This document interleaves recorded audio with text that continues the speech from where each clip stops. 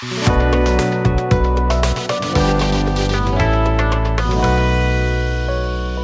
बंद करिए। नमस्कार, विंध्या टाइम्स में आपका स्वागत है। युवाओं की जब बात होती है तो तमाम युवा जुड़ते हैं। आज बात सतना जिले के एक ऐसे युवा की, जब उनकी बात होती है तो विवादों से हमेशा नाता जुड़ जाता है। ऐसा इसलिए कि तमाम विवादों में आप देखे जाते हैं। आप पूर्व लोकसभा के प्रत्याशी रहे, विधानसभा के प्रत्याशी रहें और राजपूत समाज के प्रदेश उपाध्यक्ष भी हैं आप। तो शशांक सिंह आज हमारे साथ हैं, हम उनसे मुखातिब होंगे। बहुत स्वागत करूंगा आपका। आप सभी को नमस्कार, आपके सभी दर्शकों को प्रणाम करता हूं मैं। शशांक जी, एक सवाल सबसे पहले कि बीजेपी आपने ज्वाइन की, तमाम सवालों के घेरे में आए ज्वाइन करने के बाद। बीजेपी ही क्यों ज्वाइन की, ये इसका कारण क्या रहा? बीजेपी ज्वाइन मैंने इसलिए किया क्योंकि मेरे पीछे जो विचार हैं वो मेरे भारतीय जनता पार्टी से मिल रहे हैं। चूँकि मैं पशुओं की सेवा और जानवरों की सेवा और इस पे मैं लगा रहता हूँ। एक मैंने उस समय सुना कि सरकार ने 1962 एक हेल्पलाइन चलाई है, जिसमें 1962 में अगर कॉल करेंगे तो कोई भी पशु कोई किसी भी पक्षी या किसी के इलाज के लिए वहाँ से वाहन आता है, चलता फिरता अस्पताल, और वो इनका इलाज करता है। तो मैं इससे भी बड़ा प्रभावित हुआ कि ये मतलब एक ऐसी पार्टी जो कि जानवरों तक का ख्याल रख रही है। तो मैं थोड़ा सा मेरे विचार मिले, और स्मार्ट सिटी चूँकि मेरे गांव सोनौरा में ही आई हुई है, तो मैंने देखा डेवलपमेंट कि कहाँ से कहाँ पहुँच गया हमारा गांव। तो मुझे अच्छा लगा कि इसके ये विचार है और काफ़ी चीज़ें हैं जो कि मेल खा रही थी, इसलिए मुझे लगा कि भारतीय जनता पार्टी ज्वाइन करना चाहिए और उस पर हम अपना कैरियर भी बना सकते हैं आगे, और लोगों की समाज सेवा अच्छे ढंग से कर सकते हैं। यहाँ पे एक भारतीय जनता पार्टी एक ऐसी पार्टी है जो निचले स्तर का व्यक्ति, मोदी जी एक साधारण परिवार से थे और कभी भी पीएम बन गए। कोई सोच नहीं सकता था कि एक चाय वाला पीएम बनेगा। तो मुझे लगा कि नहीं, इसमें हर यूथ का भविष्य है। आपकी अगर जब बात आती है तो हमेशा विवादों से आपका नाता रहा है, हमेशा एक कोई ना कोई विवाद आपसे जुड़ा रहा। तमाम विवादों की भी बात करेंगे। ऐसा कारण क्यों होता है कि हमेशा विवादित व्यक्ति के रूप में आप जाने जाते हैं? अब मुझे तो नहीं पता कि मैं विवादित व्यक्ति हूँ कि नहीं हूँ। मेरा मानना है कि मैं जो सच होता है उसे बोल देता हूँ, और सच क्या होता है, कड़वा होता है। अब उसे लोग कई बार विवाद का रूप दे देते हैं, कई लोग उसे अच्छी नज़र से भी देखते हैं। अगर 10 लोग विरोध करते हैं तो सैकड़ों लोग समर्थन करने वाले भी होते हैं।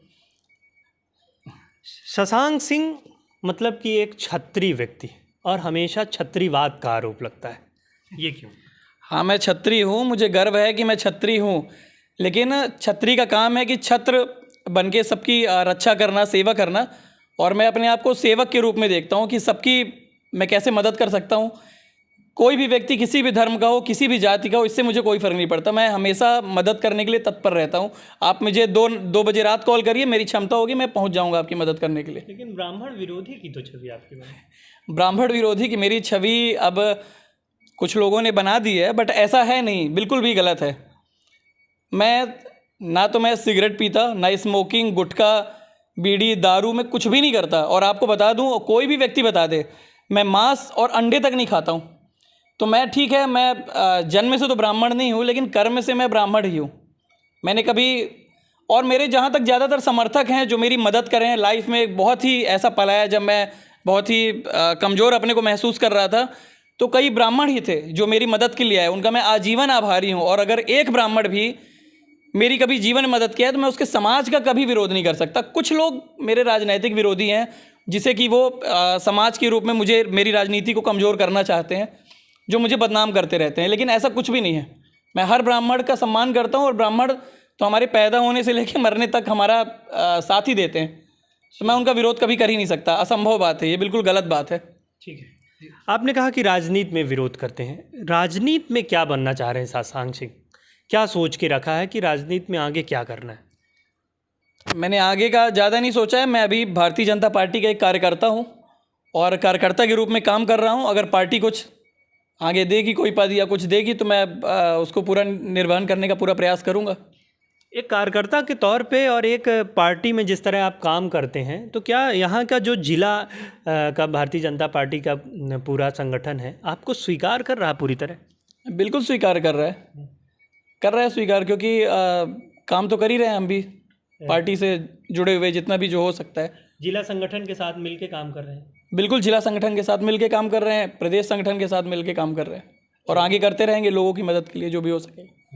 शशांक जी, एक सवाल ये कि 2018 के विधानसभा चुनाव में कई दिग्गज चुनाव हार गए, चाहे बात हम करें नागौद की, बात करें हम चुरहट की। अजय सिंह राहुल भी चुनाव हार गए और अजय सिंह राहुल का सतना जिले में भी एक लंबा अनुभव रहा, या कहें कि उनका एक बड़ा इंटरफेयर भी रहता है।